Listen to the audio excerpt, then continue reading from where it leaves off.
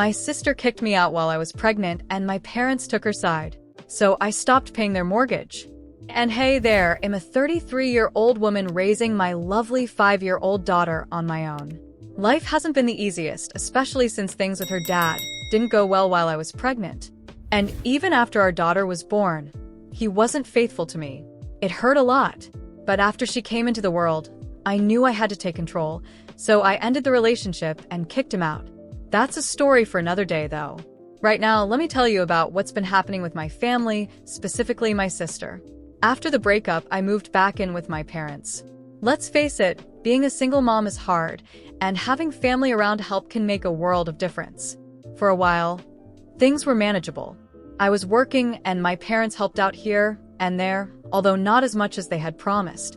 But everything changed just a couple of days ago when I came home to find my younger sister, Ava, sitting in the living room. Ava is 29, and the first thing I noticed was her huge pregnant belly. She had moved to Croatia with her husband right after they got married, and I hadn't seen her since. You'd think I'd be happy to see her, but that's complicated. Eva and I have never really gotten along. She's always acted like she's better than me, and she's made it her mission to turn our parents against me whenever she can. And being the younger sibling, she's always played the innocent card, getting away with pretty much anything. Ava isn't just mean with her words. She's physically intimidating, too. She's bigger and stronger than me. And there were times growing up when I genuinely felt threatened by her. But my parents, they were blind to it all. Every time I tried to tell them that Ava was bullying me or even getting physical, they brushed it off, saying, "She's your little sister. How could she possibly hurt you?" That's how it's always been. I learned to keep my distance from Ava when I moved out for high school. It felt like escaping a prison.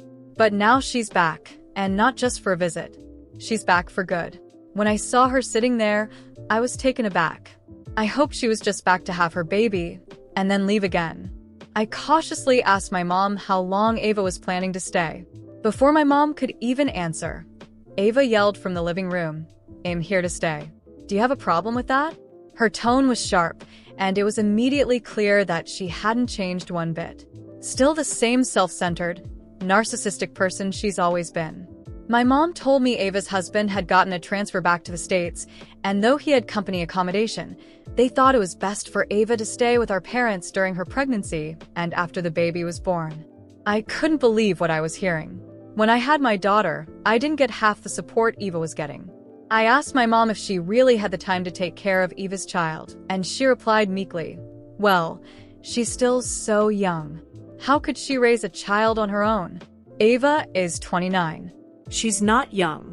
I was 27 when I had my daughter, and I handled most of the postpartum on my own because my husband wasn't around.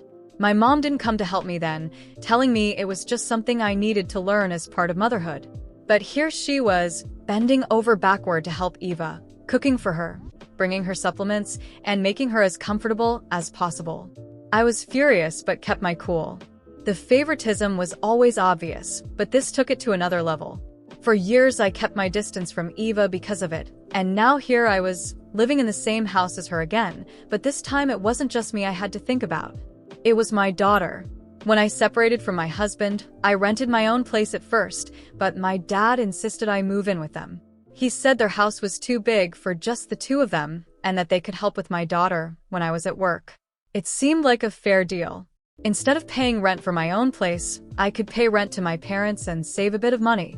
Plus, I was going through a lot emotionally at the time: pregnancy, postpartum, my husband's infidelity. So I accepted their offer. At first it was fine. I paid rent, and my mom agreed to babysit my daughter occasionally, though not as often as she had promised. Most of the time I had to hire a full-time nanny because my mom said she couldn't babysit full-time. So instead she played the role of a baby monitor, making sure the nanny was doing her job properly. It wasn't ideal, but I was grateful to have her around to keep an eye on things. But now, seeing how she was catering to Ava, doing everything for her, while I had to hire help and take care of everything on my own during my pregnancy, it was too much to handle. My mom had barely visited me when I was pregnant, but for Ava she was practically her personal nurse. I knew something was up. My parents had agreed to let Ava move in permanently, and I couldn't shake the feeling that they were plotting something. Our house wasn't that big to accommodate everyone comfortably. I knew I couldn't just move out on a whim. I was paying rent, and I relied on my parents to help keep an eye on my daughter, even though they weren't the best at it. I wasn't ready to leave her with a nanny all the time, especially without the safety net of having family nearby. Then worst fears came true. A few days after Ava moved in, I came home from work tired but ready to spend some time with my daughter. As soon as I pulled into the driveway, something felt off. My heart sank when I saw my stuff, suitcases, boxes, and bags, sitting on the front porch. And there, sitting on the steps next to the pile, was my daughter. She was hugging her knees, looking small and scared, waiting for me. I rushed over, trying to keep my voice steady. "What's going on, sweetie?" I held her tightly, feeling my heart sink and my stomach churn with anger and disbelief. My daughter was terrified, and I had to stay strong for both of us, even though everything inside me was falling apart. I took a deep breath, trying to gather my thoughts as I stroked her hair and helped her stand. With blood boiling, I grabbed our belongings and marched into the house, determined to find out what was going on.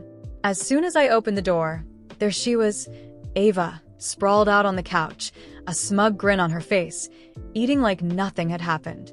My mother was in the kitchen, pretending she hadn't noticed anything, and my father sat in his armchair, glued to the TV, as if my daughter and I didn't exist. "What is this?" I demanded, my voice low but seething with rage. "Why is my stuff outside?" Ava chuckled sarcastically, not even looking up from her phone. "We needed more space. It's not like you're irreplaceable." My mom emerged from the kitchen, drying her hands on a dish towel, her voice colder than I ever thought possible. "You always knew you couldn't stay here forever. Ava's pregnant and needs peace and space. You're an adult, sweetheart. You'll figure it out." It felt like a punch to the gut. I'd been paying rent, helping around the house, and now they were tossing me out without a warning. "You're kicking me out?" I asked, my voice trembling. "Me and my daughter? After everything I've done for you?" "Ava needs support," my father muttered, not even glancing in my direction. "And that's what we're doing." Ava, of course, was loving every second. The smug look on her face made me sick. She'd gotten exactly what she wanted, me out of the picture, as if I were nothing but a burden. I knew there was no point in arguing. They wouldn't listen to reason, and any plea for fairness would fall on deaf ears. I took my daughter's hand, grabbed our things, and walked out of the house I once thought was a home. But I wasn't going to let this go. In the following days, I contacted the bank to inform them that I would no longer be paying the mortgage on my parents' house. The loan was in my name, and without my money, they'd be in trouble. At the same time, I hired a lawyer to make sure they couldn't legally evict me without proper notice, adding more complications for them. Meanwhile, I found a small apartment to rent. It wasn't much, but it was ours. And my daughter could finally sleep peacefully, without the fear of being kicked out again. A few weeks later, the inevitable happened. My parents received notice that their house was going into foreclosure. My mom called me, hysterical, begging me to reconsider. She said I was being cruel, that Ava couldn't handle so much stress during her pregnancy. Stress? I laughed bitterly. "And what about what you did to me and my daughter?" "That didn't matter." There was silence on the other end of the line, as if she finally realized the weight of what they'd done to us. But it was too late. I was done. Ava tried reaching out too, but I ignored every text, every call. They were reaping what they had sown. In the end, the house was sold, and my parents had to move into a small apartment. Ava and her husband were forced to live on their own, without the luxury they had expected. As for me, I moved forward. I found a better job, saved money, and built a new life for my daughter and me. It was just the two of us now, and that was more than enough. And whenever anyone from the family tried to guilt-trip me or ask for help, I would smile and say calmly, "You made your choices. Now live with them." And that's how I found my peace and proved to everyone that no one walks all over me and gets away with it. The months passed, and with each day, I felt the weight of the past melt away as I rebuilt my life. My apartment wasn't big, but it was cozy, and most importantly, it was ours. My daughter thrived in that safe, loving space. Without the pressure from my family, I found a peace I never thought possible. The silence was therapeutic, and the certainty that no one could humiliate me again gave me strength. Slowly but surely, I started to smile for real. I found a new job, one that paid better and offered the flexibility I needed to care for my daughter. I saved up, and before long, I moved us into a larger apartment in a quiet neighborhood with a good school nearby. For the first time in years, I felt hopeful about the future. I was at peace, but I couldn't avoid hearing bits and pieces about what had become of my parents and Ava. They were hitting rock bottom, and to be honest, I felt no pity. After losing their house, my parents moved into a modest apartment in a less-than-ideal part of town. My dad's pension barely covered the bills, and my mom had to take a job as a cashier at a pharmacy to make ends meet. Her arrogance quickly faded when she realized she would have to fight to survive. As for Ava, things were even worse. Without the luxury and support she expected, she faced a harsh reality. Her husband didn't take kindly to the stress of being their sole provider, and they fought constantly. Ava thought that moving back to the US would be a blessing, but soon discovered that things wouldn't be as easy as she imagined. With my parents struggling, Ava had to care for her baby on her own. And, unsurprisingly, after just a few months, her husband walked out. She was abandoned, just as I had been, but the difference was she never knew how to be strong on her own. Instead of rising to the challenge, Ava wallowed in self-pity, flooding social media with posts about how unfair life was and how everyone had let her down. She pushed away her friends, blocking the ones who tried to help. Unlike me, Ava didn't have the strength to start over. For a while, she begged for help from our parents, but they were drowning in debt and couldn't afford to support her any longer. And that's when they came to me. My mother called, her voice trembling with desperation, telling me how much Ava needed me, how I was the only one who could help her. "Please, sweetheart. She's in such a bad place," my mom pleaded, her voice cracking. "You don't know what it's like to see your child suffer. She needs support now more than ever." I took a deep breath, feeling a mix of anger and satisfaction. Where was this compassion when I needed it? Where was this concern when they threw me and my daughter out? "No," I said calmly and firmly. "You made your choices. Now live with them." My mother sobbed about family and forgiveness, but I hung up before she could finish. I didn't have room in my life for people who only cared when they were desperate. The calls stopped after that. I later heard through distant relatives that Ava ended up moving into a shelter with her baby, and my parents were selling their furniture to pay off debts. They had burned every bridge they could have crossed for help. Meanwhile, I thrived. My job was going better than ever. I was saving money, and I had built a new life for me and my daughter. It was just the two of us, and it was more than enough. I went back to school, took classes, and threw myself into hobbies I never had time for before.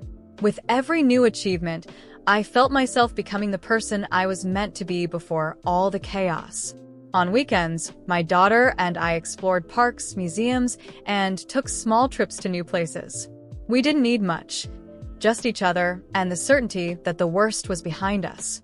Seeing her eyes light up with happiness made me realize that all the pain had been worth it because, in the end, we emerged stronger. Sometimes, I would reflect on the past, but not with sadness or anger.